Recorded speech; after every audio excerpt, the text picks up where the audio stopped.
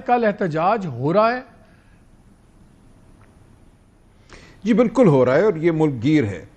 دیکھیں، ہم نے یہ کہا ہے پاکستان کے شہریوں سے، پاکستان کی عوام سے کہ احتجاج تو آپ کا حق ہے بلکہ آپ کا فرض ہے۔ جو فسطائیت، بربریت اس وقت برپا ہے، کل شاہ محمود قریشی صاحب کی بہو کو اٹھایا گیا گھر کی دہلیز سے، دیگر بہت لوگ ہیں، کتنے میں نام گنواؤں، آپ شاہدرہ چلے جائیں، آپ سمن آباد لاہور میں چلے جائیں، اچھرا چلے جائیں، آپ کو گلی میں بیسیوں گھر ملیں گے جہاں یہ بربریت ہوئی ہے پچھلے 2 سالوں میں۔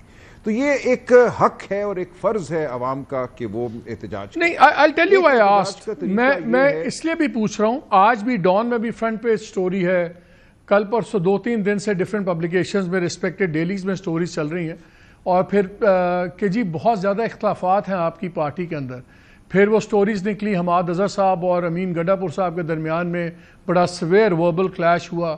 انہوں نے کہا تم خود غائب ہو گئے اور پنجاب کی بات کر رہے ہو، وہ کہہ رہے ہیں آپ نہیں کر رہے۔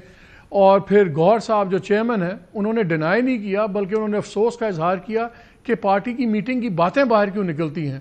سو split is there, conflict is دیر، آپ کے اندر گروپ بازیاں ہوئی ہیں، لیڈران پہ بڑے سوال اٹھ رہے ہیں کہ M N A M P S خود آتے نہیں ہیں، عوام ورکر جو ہے وہ مقدمے بھی بھگت رہے ہیں، مارے بھی کھا رہے ہیں۔ ان حالات کے اندر جب اتنا اور فٹیگ بھی ہوا ہے ورکرز کو رگڑے کھانے کا، جو آپ خود بھی قصے سناتے ہیں، تو کیا کوئی میننگ فل کر پائیں گے احتجاج؟ بیکاز کئی بار یہ بھی ہوتا ہے کہ احتجاج کی دھمکی بہتر ہوتی ہے اور اگر کمزور احتجاج ہو تو اس کا نقصان الٹا ہو جاتا ہے۔